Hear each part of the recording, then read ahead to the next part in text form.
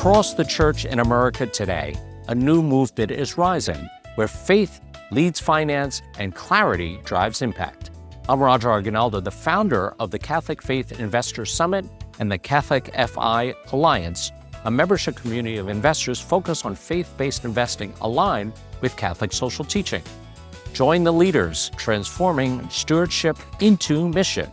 This is where faithful investing begins and the future of Catholic investment takes shape. This is a fireside chat from the 2025 Catholic Faith Investors Summit in October 2025 in New York City. This fireside chat is entitled Social Impact: How Congregations Create True Mission-Based Investing with David Schilling of Interfaith Center on Corporate Responsibility in conversation with Tim Connors of Prey Investment Management. We have 3 hours or? Yeah. Okay. 17 minutes and 50 seconds. Interfaith Center on Corporate Responsibility comes out of a decade where there's an awful lot of impact globally. The Vietnam War, a lot of impact in the United States, the Civil Rights Movement.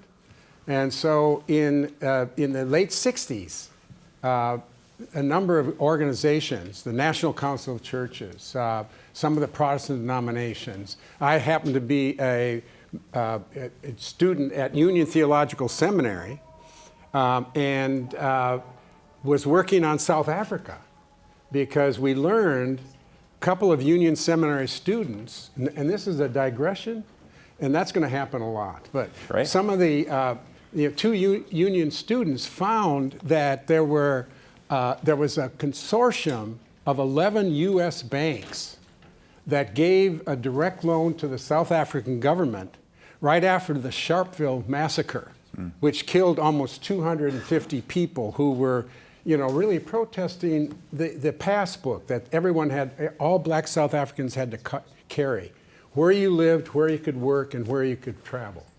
And that economic sort of channel went to the South African government, helped to stabilize the government.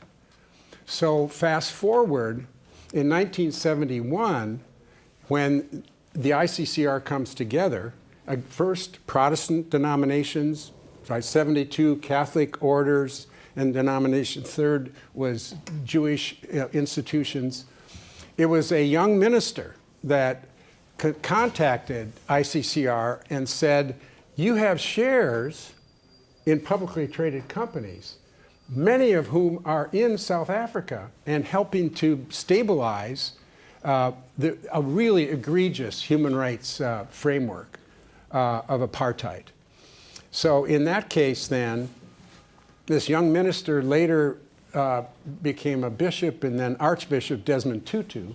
He was the one that got us started. So it wasn't just kind of, what shall we say, it was all about investment, but it was about how you invest and when you invest. And Tutu said, we are suffering anyway, so why don't we suffer for a purpose?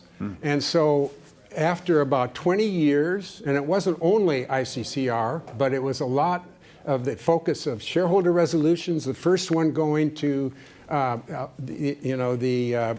this was in May of '71, that went to General Motors, and a 500-word, and still you can file shareholder resolutions, 500-word documents. All of the whereas clauses are identifying the human rights violations, and then there is the resolve clause, what to do. And so General Motors was asked to withdraw from South Africa until apartheid was dismantled and there was one person, one vote. Did they listen to you? Well, so yes. 15 years later, they did it. And that really says it all. So, but it was front page, New York Times. What were these religious investors doing at a shareholder meeting? And of course, it was to raise this issue. And of course, by 1990, there were well over 200 US companies that had withdrawn from South Africa. Now, let's face it, it wasn't just that, but that was an important strand. There were youth of Soweto, there was the international sanctions that came into play, to the point where finally, when I first joined the staff in '94 as a full-time senior program director, there was a shift, because all of a sudden Mandela was out of prison. And all of a sudden, the ANC and Mandela were very interested in U.S. banks again, but in this case, playing a positive role of giving credit, secondary credit, so that women in the townships and others could start little businesses. And it was like a whole new shift, so that we put together a consortium of some banks, 4 or 5 banks, that then were really working on the right side. So, this is not a story about ICCR. I mean, it is, and yet it isn't. It's the story about how do you think through the relationships that you have. And I think one of the things, Tim, that has driven ICCR, and now we're like over 300 institutional members, about 5 trillion assets under management of ICCR, and then we started, as I told you, this this investor alliance for human rights that tried to get and has gotten a lot of mainstream investors engaged and involved in human rights. So now we're like at 21 trillion. That's a lot. That's a lot in the market. But we started, with very little, and yet it was the passion. And where's the last speaker? Dennis? Dennis? I wish you'd spoken with a little more passion. But other than Dennis is that, awesome. what you said was just incredible. So now that you got 21 trillion that's all walking together, working together? Well, the differentiation is that ICCR has that 53 years of the undergirding is faith-based organization. And we've heard from, Cardinal Turks and others that the essentials are pretty simple. It's the dignity of the human person, and it's care of the earth. And so all of the other pieces within, portfolio, when you're looking at portfolios and building that statement that will govern your organization, it's about those things. So now I think we've gotten more and more, because of that long range, vision, and also as Seamus was talking about, you're really passionate about justice. You're passionate about saving the earth, but you're also passionate about the other person sitting across the table, that CEO or a departmental person. And I always feel like one of the roles ICCR has played is to, and this, about 6 months ago, a former CEO of Walmart, his spouse died. And so I just sent a note, and some of others too, concerned about, her loss. And he emailed me back and said, David, thank you so much. You were always pushing us so much, but you did it civilly. Yeah, you walked with them. Walked with them, yeah. Exactly. So I do feel like, what we're describing here is you've got to get the policies straight for your investment group, but there's some other elements here. And one, I think, I don't usually use this language in terms of this work. However, I've learned that once you get proximity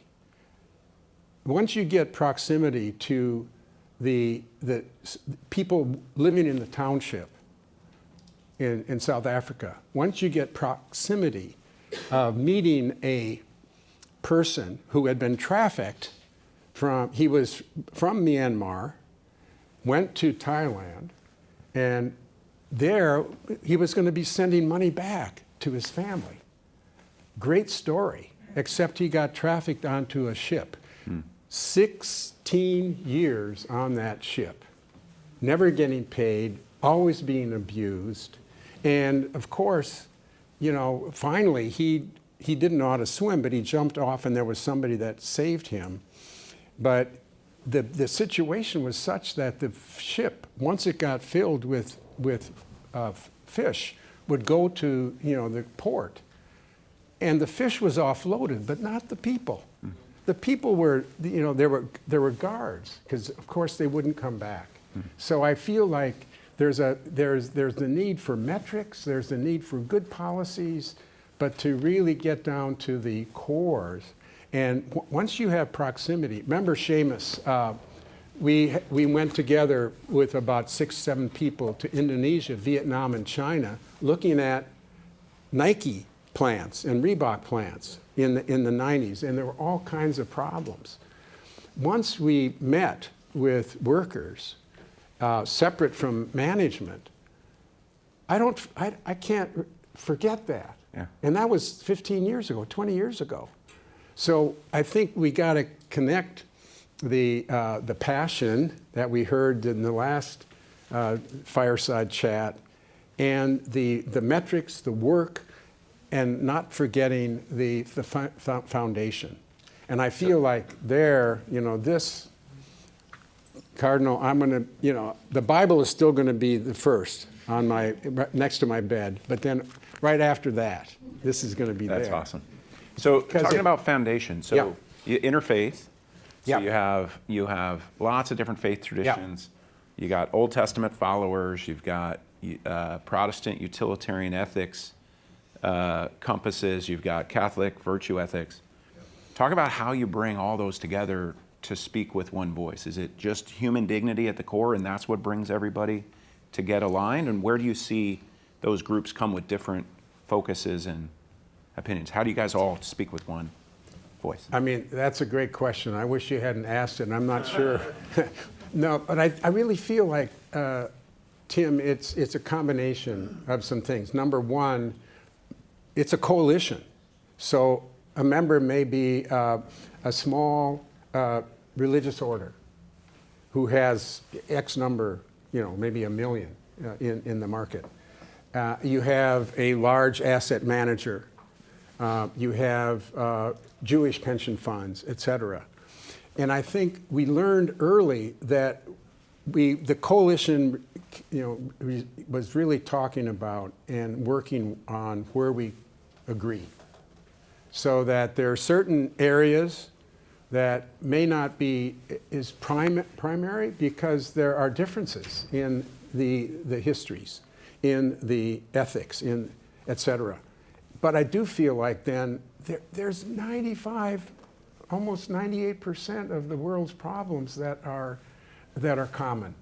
And that's, I think, where ICCR has done a really effective job of bringing new members in and giving that kind of, even if they're I remember one of our friends, a social responsible investment group, that there was a question about, okay, more members are coming in that are not faith-based, but you know, the character, what's going on here? And this person said, don't ever lose the faith-based. That's the core, and this was not a religious person. That is the core of this work.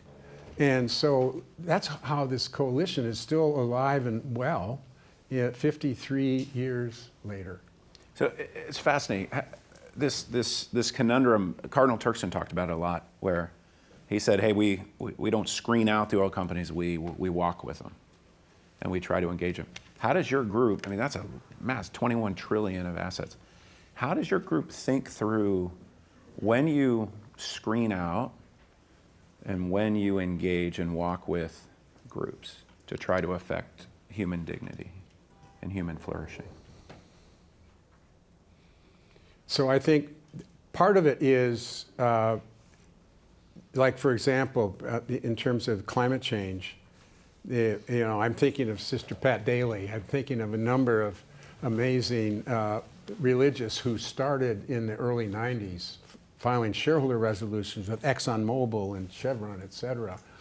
And, you know, when you look at that work and the amazing amount of engagement, some of it not visible in terms of fundamental change, but some specific changes. And that engagement was really important. Now, there's no question that within this coalition it was broad enough so that decisions can be made by, you know, the individual members to divest. And that has happened. But there's also the need to maintain that relationship to try to make, you know, sort of the change internally as other things are being, and including some of the policies on the policy side. But it's always, you know, you need to work within a coalition being very open to the goodness of the other, while really being clear about what the foundation is. And the foundation, there's no question that ICCR is a faith-based organization that has members that are values-based, but it's, you know, what animates the work, what it makes it long-term. I believe that, you know, as a United Methodist clergy, and I was so thankful that Cardinal Turkson said his mother was a Methodist. So I feel very much at home here. Thank you, Cardinal. But it's like you've got to treat everybody with dignity, and that includes the person on the other side in the company, and it includes those within the coalition that come from a different perspective. But you got to listen, and I still think. You know, Tim, proximity is so important. Not that everyone is going to be able to go to that factory in you know, Indonesia, but there are proxies. Mm. And I think more and more the future in terms of investment is really looking through the lens of, you know, kind of the moral lens of what are we doing in terms of human dignity, what are we doing in terms of care for the planet, and what are we doing together? How do we build that beloved community that we can move forward on? In an earlier panel, it was Fireside, it was talked about 21% of folks even know that you can invest with your prayers. Yeah. You guys have massive numbers of institutional investors. Mm-hmm. Who's helping bridge the gap between the institutional investors and the folks in the pews?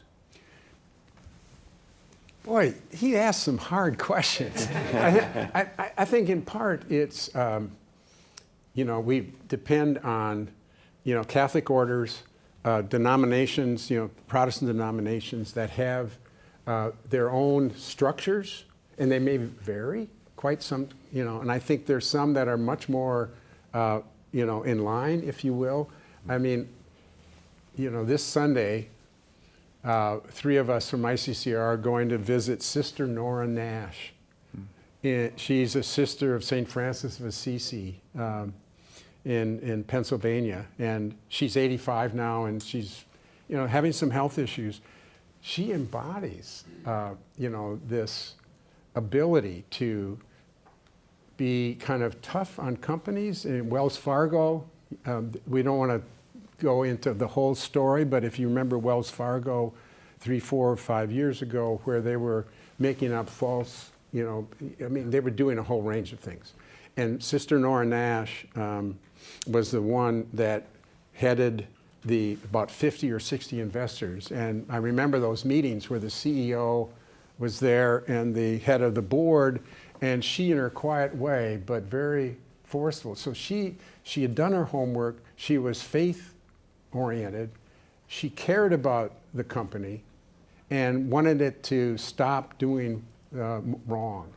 And that's, I think, to me, that is the kind of motivation that whether you walk the road in terms of faith or in terms of, you know, values that are shaped by faith. And let's face it, so many of the human rights sort of frameworks that have emerged, including the formation of the United Nations, human rights is a religious manifestation, and it's put into a different frame, but it's there. So I do feel like we have to tap into that. And what was your question?